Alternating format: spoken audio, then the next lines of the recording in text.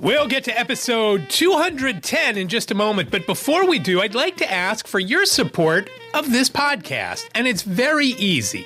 Just go to iCantCU.com/Amazon whenever you want to shop at Amazon.com this holiday season. Shop as you normally do, check out as you normally do.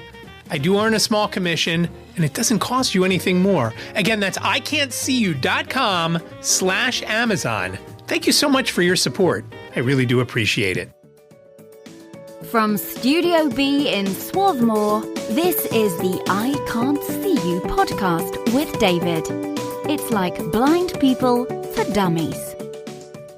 Hello there, and welcome to episode 210 of I Can't See You. My name is David, at David Benj on all the socials. I really do appreciate you joining me for this episode, and I've got a whole bunch of stuff to talk about today, and we'll lead off with fantasy football.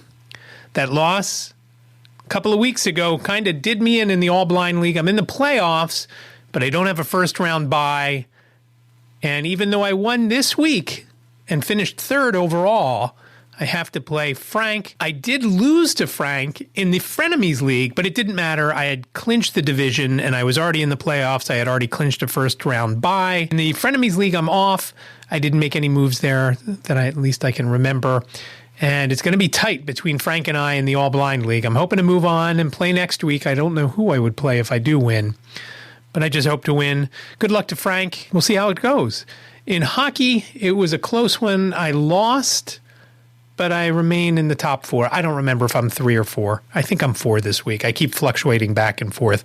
I have been having fun with that for some reason. And as I said to Liz earlier today, I pick up guys only by looking at their numbers and their most recent ratings and things like that. Sometimes I don't even know I have a guy on my team. I will sometimes look at a guy's team because I don't want to have, for example, if I already have a couple of guys from the Penguins, I don't want to add maybe a third guy, a third offensive guy from the Penguins, because sometimes it creates a little trouble if they're in a drought and not scoring or just playing bad overall. So fourth in hockey, it's going okay for me this week. I'm playing Nick, who I've talked about many times, my birthday brother, from the All Blind Fantasy League and the Frenemies League and also the Hockey League. And I guess everybody would be okay if I lost to him since he is Canadian. So good luck to Nick this week in the hockey. I am leading 5-4, but he's killing me in a couple of categories, and it's close in the ones that I'm leading. So I don't really expect much from this week. But it's a long season, like I've said, so I'm not too concerned. Just a brief update. I told you last week about Jane, and she had a co-op board interview, and she did get approved. So she will be moving into her new apartment in the Upper West Side of New York City next Friday. A week from today, I'm recording this on Friday the 16th. So Friday the 23rd, she'll be getting the keys. I guess she's not moving in until the 27th. So I'll be going up with her on Friday to help her drag some things from her apartment, her current apartment in the financial district, to go from one end of the island to the next, to the Upper West Side. I'm a little fearful, like I said last week, that it is gridlock alert season. And every morning on the radio, I hear there's a gridlock alert every time I hear the traffic, which is every 10 minutes on the ones if you listen to 1010 Wins. So I'm a little concerned that we will only be able to make one trip. So we're not even going to go uptown first to get the keys and then go back down. We're going to get everything downtown after we get off the train, drag it uptown in an Uber, and do everything up there and hopefully have a look around her new neighborhood. Now, I did see something on the news last night that there may be a winter storm sometime next weekend, and there was a better than average chance for a white Christmas in the Philadelphia area. I did not hear any kind of weather for next weekend or next Friday up in New York, so we'll see how that goes. Hopefully it's not a marathon that we're up there and trudging through snow and whatnot. But obviously I'll have something fun to talk about if we do. So I will probably be recording next week's episode a day early so I can have it edited and put out. And while I'm talking about that, I've been considering doing a video podcast, which basically means I would just shoot video. I know what you're saying. Who would want to look at me for that long? And why would I put video up when audio is all you really need? Because who wants to stare at me while I'm speaking into a microphone with headset on and 7 layers of clothes here in Studio B? And I don't know, but I'm going to try it. After the first of the year. I'm going to give that a go, and I'll see how it goes. I'm just kind of curious on what kind of hours I get as far as watch hours, and see how fast they could come. Because on the audio side, if you go to youtube.com/DavidBenge, you can listen to all the podcast episodes. And I looked at the stats the other day, and I have 28 hours of watch time. Just to remind you, each episode is between a half an hour and an hour. So that gives you how few people listen on YouTube. I do want to get more into video in the upcoming year, so we'll see how that goes. I've got a meeting in January with my BBVS counselor to go over my business plan. So I guess that means I better finish it, right? If I'm going to have a meeting with someone to show it to them, it should be done. And please let me know if you think, wow, I'd love to watch him on YouTube. I will probably send you a prize for that. I mean, you got to watch the whole episode. If you start it, you got to watch through the end. You never know how it's going to end. The other question I have as far as the podcast on YouTube goes, my shows are very highly edited most of the time. So how does that work? Because editing audio is a little bit different from editing video. And I'm not 100% sure how good I could make it. And I guess that's why when you watch YouTube and you see the jumps when when they cut out the ums and the ahs and the coughs and the sneezes and the runny nose, sniffly nose, whatever. So I'm just wondering about that. But we'll see how it goes. I do want to do it. And I'm not sure what camera I will use, because if I sit, my camera on my computer is a little bit too high. And if I stand, it's too low. So I'll figure it out. Believe me, I will. Maybe. To follow up also on last week, I have still been having all sorts of issues with my iPhone. And and I'll get to this a little bit later, but I was with Simon last night at a Christmas party, and he had no trouble with his. So I'm wondering if it's just my phone. Obviously, there are issues with voiceover and some things going on. I've heard it from other people. Brian Fischler has had it on That Real Blind Tech show about creating a new reminder. Sometimes it says there's no reminders and you're just trying to create one. Obviously, there's no reminder if you're trying to create one. So I know some of the problems are definitely not just on me, but some of them may be. And I wouldn't be surprised by it. You know, I've got a lot of quick hitters this week, and it would really be helpful if I had a little bit of music. And I found some music that I may introduce sometime in January to kind of separate the different stories, because I think it needs that. Because sometimes I wonder if people think I'm still talking about the other thing that I just finished talking about. But here's something else that's kind of funny. And I know that if you remember back into September and October, I was called for jury duty. And I didn't want to bail out of it. I wanted to do it. And I got to go in and didn't get called for the jury, but I got to go and be considered for the jury. I was in that pool that went in, and the judge questioned us, and then the attorneys questioned us individually. And I'll link in the show notes what episode that was, because off the top of my head, I don't remember. But what I'm getting at is, in the mail this week, I got a questionnaire for federal jury duty. And I got very excited, I have to tell you. I was very excited. And Liz said, come on, we'll fill it out right now. I said, no, we won't fill it out. I will fill it out. And I asked her, and I probably even asked her too much, to have a look at the page and tell me, where do I need to go? And is there any other information I may need from that paper, which of course I couldn't read, that I might need to punch in? So she told me the URL. And I came downstairs and I plugged it in on my computer. Liz then also, and I pulled up the page. Liz then also told me there was a 10-digit number. It was kind of weird, the numbers that I had to plug in, and I'm not going to read them out here, even though I still remember them, which is also very weird. That was the only help I got from Liz.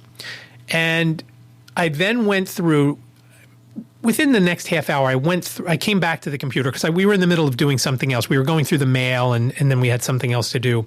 But after we finished whatever it was we were doing, I came back down and I completed the questionnaire. The funniest thing is, the first question is, are you a U.S. citizen? Now, that's not really that funny in itself, but long ago, when Liz and I were probably only married a couple of years, she got in the mail something for jury duty. I kindly filled it out for her. When it asked if you're a U.S. citizen, I don't know if I hit the wrong box accidentally. I don't know if I was reading the wrong question. I don't know if I just wasn't thinking, but I checked no. She was born in Media, which is in the heart of Delaware County, and she's lived in Delaware County her entire life, except for when she was at college at Rider College/University. It was college then, it's university now. So I always laugh when I see that question, are you a U.S. citizen? Because it goes back to that day, back in the early 1990s when I when I entered that incorrectly for Liz.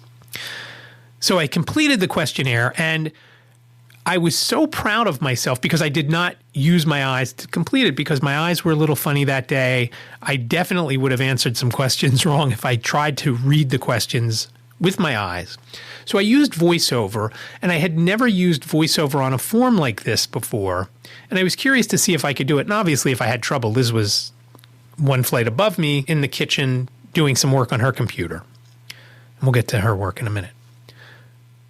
And I was so happy I did it, and I didn't screw it up as far as I could tell. I answered all the questions. At the very end, it gives you all your answers and then one last chance to go back and edit it, and then you hit the submit button. And by hitting the submit button, I mean hitting the VoiceOver enter button, which is Control Option Spacebar. So that's VO and spacebar in the VoiceOver lingo.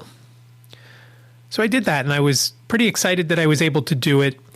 I have been using VoiceOver more, as I think I've told you. My vision has been kind of weird lately, and I kind of have a feeling it has to do with the heat and my eyes being a little drier and stuff like that, along with all the other issues I have. I mean, and those issues, the heat and the dry eye, is something that anybody can have, obviously. And I guess anybody could have any of the other issues I have, but maybe not all at once as I have them. I did that. I went upstairs. I told her. I got an email saying that I completed it. Thank you for completing it. And I was really happy. So let's see what happens. Maybe I'll get on a federal jury, or at least a chance at it. And I look forward to that because it's a learning experience.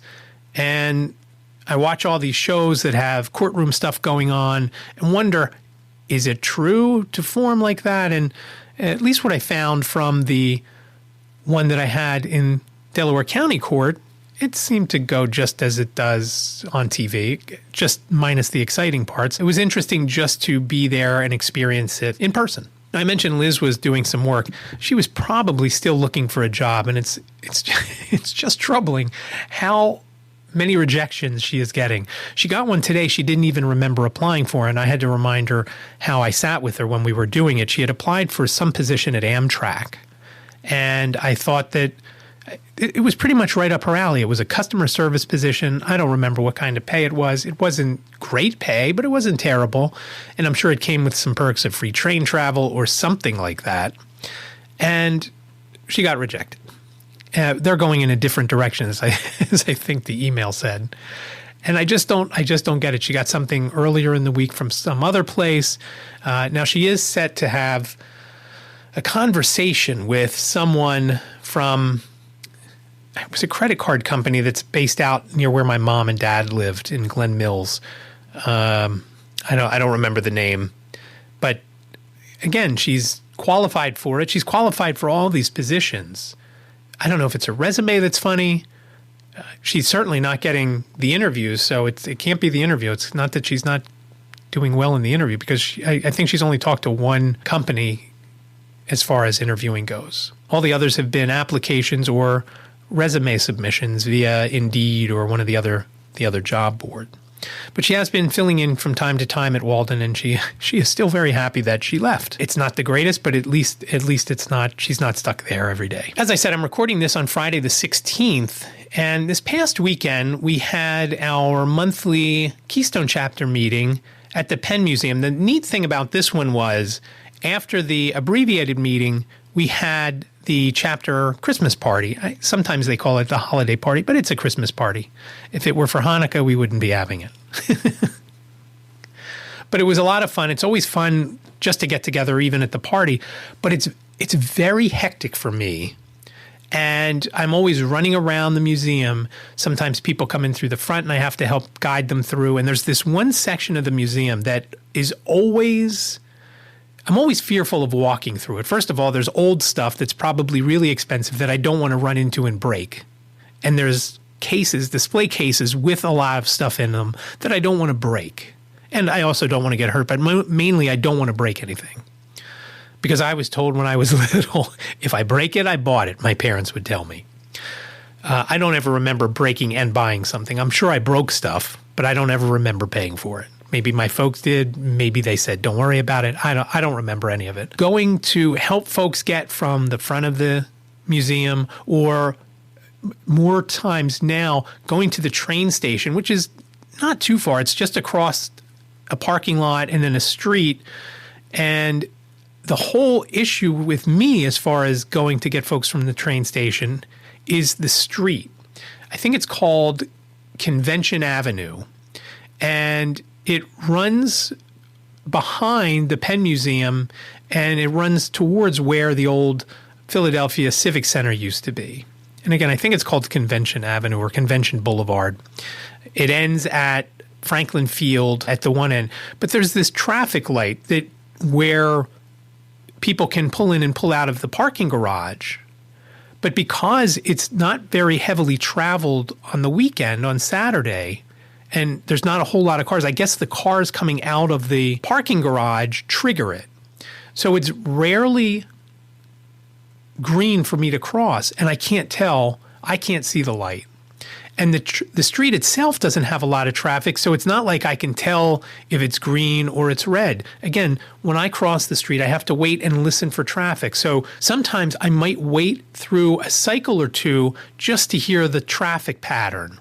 But there's no cycle with this. Even if I hit the button to change the light, if there are no cars stopped, how do I know if it's green or red? How do I know if something's not coming 100 feet, 100 yards down either side of the street? Obviously, I can try and listen, but a lot of the hybrids and the electric cars today don't make much sound, and I don't know that I would hear them. So I always get a little nervous there. And as I said last week and previous weeks, I've always been nervous to cross streets, even when my vision was a lot better than it is now. But I had to go back and forth. I probably went back and forth to the train station during the meeting, both at the beginning and at the end when people were going back, probably 5 or 6 times. So I did get my steps in that day, and that part was cool. But it, again, always made me nervous to cross the street. When there were cars there and I knew the light was red and I could cross, not an issue.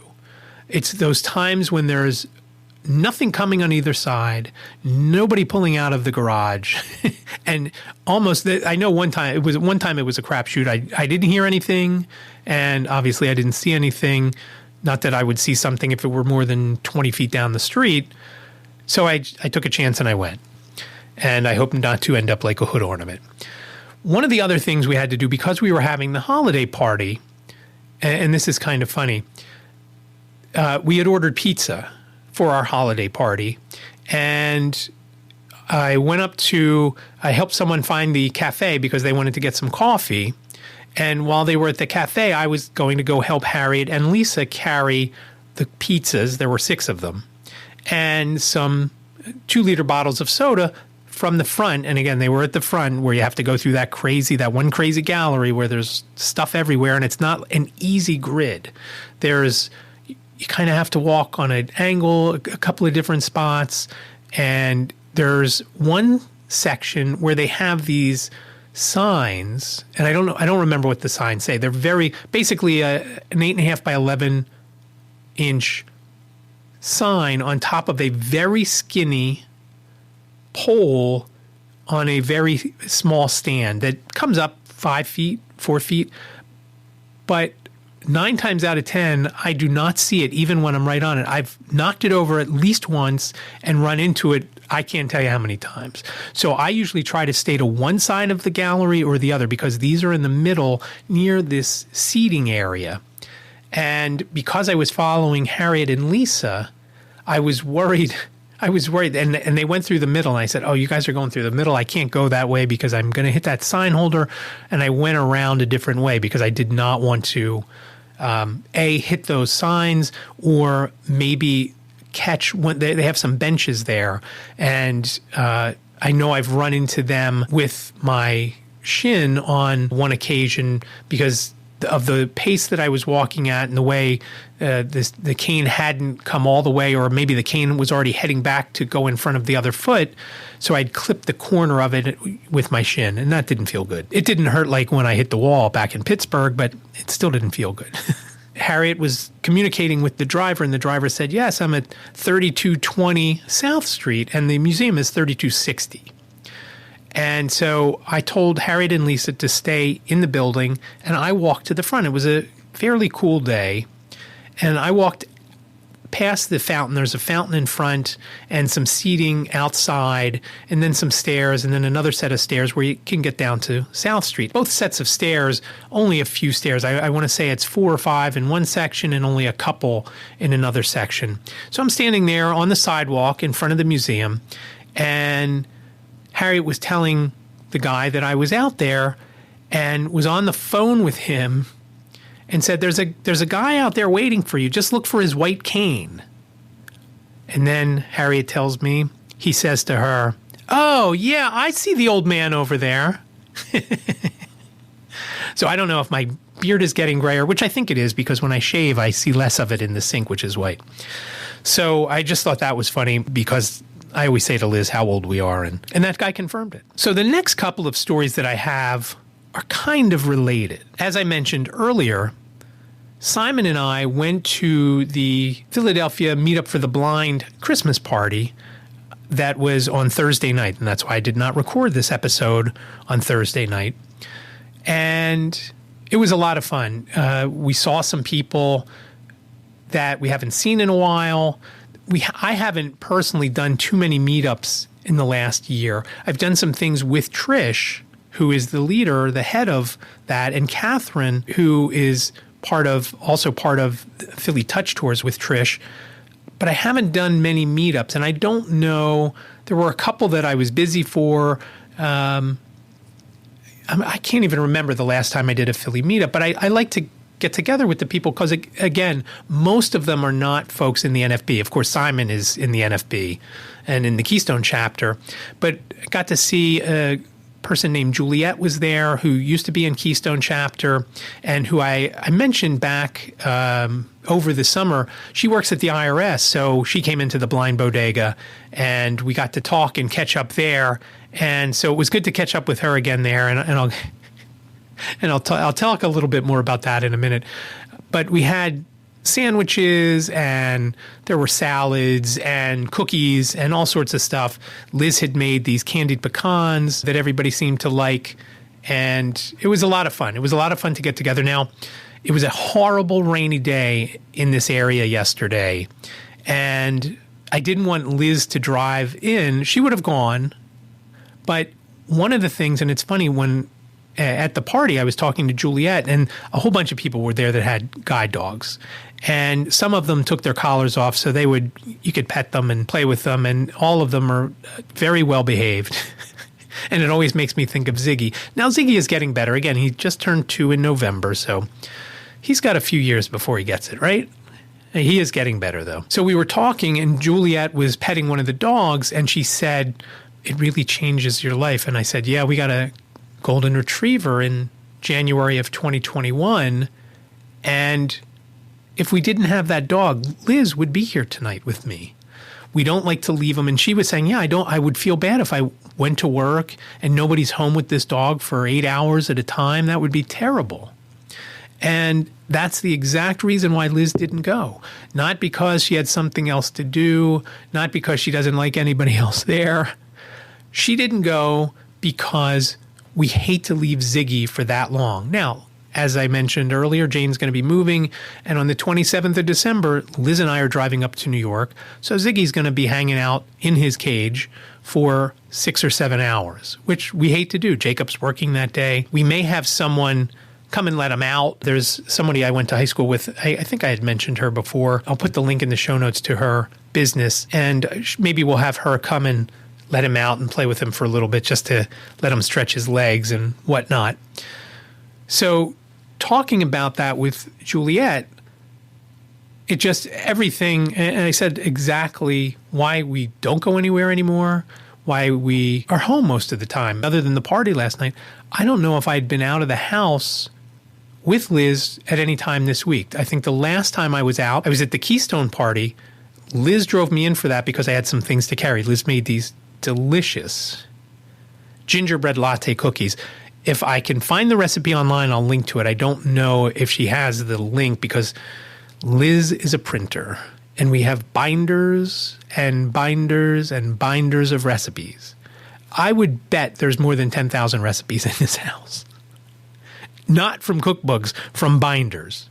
And maybe I'm exaggerating. Maybe we'll have her on one day to explain herself. While I'm at the party, my mobile goes off. And I pull it out of my pocket and I put it up to my ear and I hear that it's Brian Fischler calling me. And I put the phone down and I think about answering it. And as I put my phone down, I'm looking down at it and the table next to it. And the table is round, just like the table in Pittsburgh. And for a second, I had PTSD about that day in Pittsburgh last month. It was almost exactly a month. It was the 10th of November that my mobile was ringing. I got up to go outside to answer it. And it also happened to be Brian at that same time. But I didn't know that it was him at that time. But as I was getting the phone out, I, bumped into the wall, bumped my head, went to the hospital. And just anybody keeping score at home, we got one bill already. It was for the ambulance. It was $1,300. They're resubmitting it to insurance. Let's see what happens now. Because the only thing they took from me at the hospital that day was my name, my birth date, and my social security number. They didn't ask for any ID. They didn't ask for anything, just those items. And the weird thing was the bill went to our house in Media, which we haven't lived at for 7 years. So I put off answering the call, and I kind of chuckled when I did because I figured it couldn't be too important, but it was probably something funny. And it actually was something really, really cool. I'm going to play for you now the voicemail that Brian left for me, and it'll explain a couple of things in a minute. Here's Brian and his voicemail. Okay, 2 things about your message. 1, there's way too much time between you ending speaking and the beep. 2, you're way too excited on your voicemail message to be hearing from people, but I thought it was funny. It cracked me up. Anyway, you're famous. Hey, I don't know if you saw or you knew. The Audio Description Awards Gala gave Larry Goldberg a Lifetime Achievement Award, and they play you and me, no Nick, just you and me from the All Blind Documentary League. I'll send you the link. It's about 7 minutes and 30 seconds into it, where they play the clip. They actually beat me for saying the word ass, which cracked me up. But actually, if you go a little further, and you can see Carl's introduction, so I'll send you the link and everything. Dude, damn embarrassing and everything. Delete this message immediately. This message is not approved for your podcast. Okay, if you want, you can play all that. That's kind of funny later. Now, he did follow up the voicemail with an email and a link to the Audio Description Awards Gala, and you heard what he said there, that it's at around the 7-minute mark or 7-minute 30-second mark where you hear a couple of familiar voices. What was really cool when I watched from the beginning, the person who is hosting the show, or co-hosting the show, I guess I should say, Thomas Reed, we had on an episode of White Canes Connect, and I will link to that in the show notes. It's been a while since we had Thomas on, but Thomas has been helping Lisa learn voiceover. And I've been pushing Lisa to do it, and I know some other people were talking about it. Just about everybody we have on the show tells her, hey, you've got a great voice. It's a different voice. You should really do it. And I've told her that. She does have a good voice. She's just got to hone her skill of listening and then saying the lines. And it's not an easy thing to do. and hopefully she'll get it. I would love to do that. I don't know what I do with all my hours, but I just don't have any more time to put into that. And I've got a couple other things to talk about as far as that goes. But Thomas is helping her, and a few other folks are helping her. It was very cool to be in that awards gala, and it was unexpected. If you watch the video, which is linked in this, to the awards gala, you see a clip of the video. But if you can always watch the whole documentary of the All Blind Fantasy League draft from last season by going to iCantCU.com/football. And the funny thing is, I went and I was checking the stats, and iCantCU.com/football is run through a plugin called Pretty Links. And what that is, when you set up that URL like that, you could then put any URL and send, like I do for the Amazon one. iCantCU.com/Amazon takes you to Amazon.com. Every episode that I do is set up that way. So this episode will be at iCantCU.com/210. That's actually not what the title of this episode is. And as I'm recording this, I don't have any idea what this title of this episode is going to be. As I listen to it when I edit it, that's when I come up with the title. So those are all set up in Pretty Links, and then you can see the stats and how many people have gone to that URL. And that URL was second only to Amazon, the Amazon link. So iCantCU.com/Amazon has more clicks than iCantCU.com/football, but it's not by many.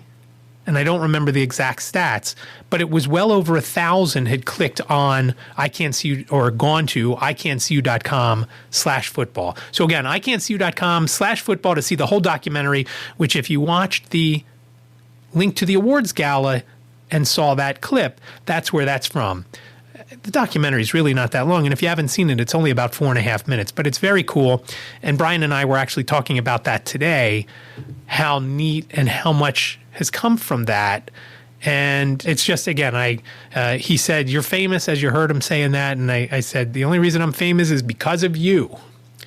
And it's true. Now, one other thing Brian mentioned in his voicemail, and his voicemail, just to be clear, he called my mobile number. He didn't call the 646-926-6350 number, which you can call to give me your questions, comments, show ideas, thoughts on the program, or anything. Again, 646-926-6350. Don't worry, I will repeat it again, and it's also in the show notes. One thing that he said was my voicemail greeting on my mobile. He called me about a year, maybe 2 years ago, and said, "Ooh, very low energy on your voicemail." So I changed it to the one that's currently on there. Again, not sure if it's my phone, not sure if it's a voiceover thing, not sure if it's an iOS thing. I can't change it. I cannot change it. It will not let me change it. And if you know how to change it, I mean, I know how to change it, but I cannot get it to work right. It will not do it. And so I've just left it. And the annoying thing is, like Brian had said, there's a long time between my stopping of speaking to the actual beep. And it all sucks because it really is. It's obnoxious. And maybe if I could figure out how to pull it off of there and play it, I will play it for you next week. I don't know how to pull it off of there. I really wish I could just create a voicemail using my system here. I could put a little music in the background like I did at the beginning with the Christmas music and the iCantCU.com/Amazon bit, but I can't figure out how to do that. And it would be cool if I could to just grab some audio somewhere and just throw it on my phone, bing, bang, boom. That would be very cool, but I haven't figured that out yet. So if you know how to do that, again, reach out. 646-926-6350. Please leave a brief step-by-step guide to how to do that. Or you can email me, iCantCUpodcast@gmail.com. Aaron Spelker emailed me, and I'm going to have him on an upcoming show. We're going to record sometime next week. Aaron does reviews of accessible video games, and I should have him on. It'll be sometime next week, probably air the week after, and I guess it's not really airing. It will drop the week after. And I'm interested to talk to him because he does these long-form reviews, and I've got some tips for him when we speak because, well, I'll get into it then with him and question his motives and where he's putting these reviews, and he's missing out on some things, I think. So that is where you can reach out. Of course, you can also reach out on the socials, David Benj everywhere, Facebook, Twitter, Instagram, LinkedIn, and YouTube. I don't have TikTok, so it can't be banned from me. And again, I hope to do more with video, so hopefully you'll be seeing some more either on my David Benj channel or the iCantCU podcast channel. I'm not quite sure. I think it would be kind of weird to put the video up and also have the audio up on the same place. But we'll see. We'll see how it goes. We'll see what I figure out. And if I could do it, and for God's sakes, who would want to look at me for however long an episode is? So that is why the voicemail message on my phone is the way it is. And hopefully I'll be able to change it soon because it is too much. And somebody told me how much they thought it was great. It is really, it's like the beginning of the show. Hi, this is David Goldstein, and so forth like that. It's a little too much. It was better than the last one, which, again, was low energy, but it's still too much. So, and that clip from Brian is not part of Just Listen. Just Listen will be more on the party that I was at with Simon last night and some other friends, old and new. And I'll talk a little bit more about the party. I guess... Yeah, we'll wait for Just Listen. Lastly, before we get to Just Listen, I just want to mention episode 55 of White Canes Connect. We had a very great interview with Aszkara and Carlos from Odd Man Out. Aszkara Gilchrist is a blind actress who, as you're listening to this, there's maybe one or two shows left at the Bristol Riverside Theater. Odd Man Out is more of an experience than a play. You get everything's in pitch black. In fact, the company is called Pitch Black Immersive Experience. And so basically you're just hearing and you're, I don't know about feeling, but you can listen to the interview. And unfortunately, the audio, Lisa's audio was a little weird. She's been having some trouble. And we had some internet issues, I think, on Carlos's end. So some of his audio is not the best. Aszkara came out great. And of course, I sounded tremendous. Not really, but it is there. Episode 55. And that brings me to a conundrum that I had today when I was talking to Chris and Brian.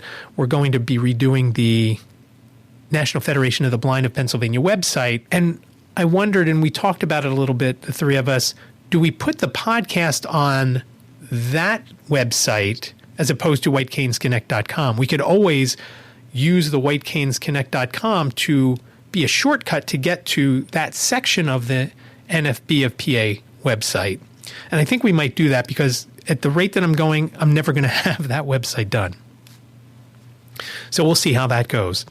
So again, check out episode 55. And if not, you can just pull it up so you can get more information on Odd Man Out. There's links to learn more about the show. There's links to buy tickets. And there's links to Aszkara's Instagram and Pitch Black Experience Instagram. So you can check them out.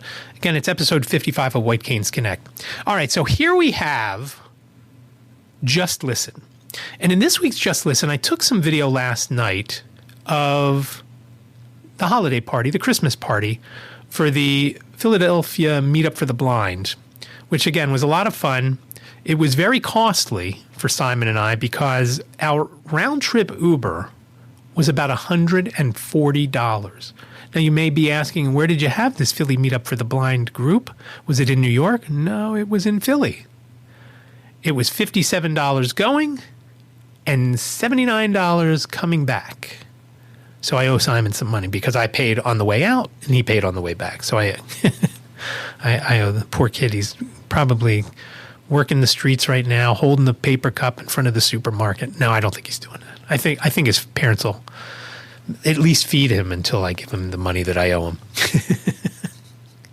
So what Trish is explaining in this part of Just Listen, we did a white elephant, which is a lot of fun. And I guess I should mention the white elephant that we did at the Keystone chapter. There were only 7 participants.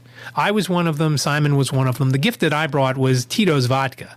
Our limit was up to, I don't remember, I want to say $10 or $15. My gift was around $13. It wasn't a huge bottle of Tito's vodka. Liz suggested that I bring it. I thought it would be something good that if there were a bunch of people there's a few folks in the chapter who like to drink. And I thought this would be a great one, help people start stealing. And so there wasn't much stealing at the Keystone one. There was a couple. In fact, I stole Simon's Amazon.com gift card, $25. Sorry, Simon. I did feel bad for it for a while. Just like last night, I stole $20 from Juliet, and I told her that I would feel bad about it for the rest of the night. But today, I'd feel okay about it, and it's true. I feel okay about it today. So here is Trish Maunder and a few other voices as Trish is explaining the white elephant in the Philly Meetup for the Blind Christmas party in Just Listen. So we're just going to go over the rules again. Okay. Which is, whatever number you are, indicates the order in which you'll come. Well, it definitely signifies the order in which you'll come up. If you're number 1, you're going to really, unfortunately, only really have the choice of 1 present. So you're going to come up and you choose 1. But you have to go back to your seat, open it, and you have to share and tell everybody what it is. So then number 2 can come up, and number 2 can either steal from number 1, or they go to a new present off the table and they open that. Then they have to share what they have. So that's it. So then when number 3 goes up, number 3 can either choose 1 or number 2. And let's say they chose from number 1, it leaves number 1 free to go up and get another present. So steal from number 2. Yes. And what happens in this crazy crowd is we steal, each thing can be stolen 3 times. Madness. 3 times you're stuck with it. What if you like what you got? Oh, don't get attached. Don't get attached. Or you can describe David can tell you all about that, folks. This white elephant was great because there were 17 participants. There was a lot of stealing going on. And what says Merry Christmas more than stealing from one of your friends? The coolest thing about stealing the $20 from Juliet was the rule in the meetup group is a gift can only be stolen 3 times. So Ryan got the $20, Andy stole it from him, Juliet stole it from him, and then I took it from her. I was the 3rd steal, and I kept the $20. So it covered my cost of the party because that's what everybody kicked in for the sandwiches and all the stuff. So it was, again, the party was a lot of fun. And I love the white elephant. Liz used to do it when she was at Walden. And not that I went to the Walden Christmas parties, but we had them at our house a couple of years. And they were always a lot of fun. And talk about folks that like to drink. They were a little crazy. And again, it made the white elephant even that much more exciting. So that is all I have for you this week. For episode 210, I really do appreciate listening. As usual, if you want to reach out and connect with me, plenty of places to do so. 646-926-6350 is the phone number. You've got up to 3 minutes. Please leave your name and town if you do leave a message. You can give me questions, comments, show ideas, reviews of the show. Is it great? Does it suck? Let me know. I'll play it. For the most part, if the audio quality is good, I'll play it. I won't bleep you out, but I will put the explicit tag on if I have to. So don't hold back, please. Again, 646-926-6350. You can also email at iCantCUpodcast@gmail.com, iCantCUpodcast@gmail.com. I really would appreciate anybody reaching out if you've got questions, show ideas, whatever you got. Please let me know. As I mentioned earlier, there's always social media at David Benj, Twitter, Instagram, Facebook, LinkedIn, YouTube. You can also find the show on YouTube, as I mentioned earlier. That's at youtube.com/David Benj. Show notes, iCantCU.com/210. iCantCU.com/210. Remember, and listen carefully. I'll tell you a story in a second. I can't see you sounds like a whole sentence, but it's only 7 characters long. iCantCU.com/210. Briefly before I go, we are in the NFB of Pennsylvania looking to have an email provider to do email marketing and build a list. I've reached out to a few companies. I've heard back from a few, still waiting on a couple others. Probably going to go with MailChimp, but we almost didn't because the guy from MailChimp couldn't get a hold of me via email. I had given my email to Jake, who was on before Jason, and when I told Jake my email address, which ends in @iCantCU.com, I spelled it out just like that. I said, it sounds like a whole sentence, but it's only 7 characters. ICANTCU. iCantCU.com. He wrote it out as ICANTSEEYOU.com. And of course, the email bounced back to Jason, and he couldn't get a hold of me. So again, iCantCU.com/210 for the show notes of this, and that is all I've got. I really do appreciate you listening this week. Be well, stay safe, and I will talk to you next week. Thank you for listening to the I Can't See You podcast with David. Please rate, review, and subscribe to the podcast wherever you listen. And don't forget to share the podcast with your friends.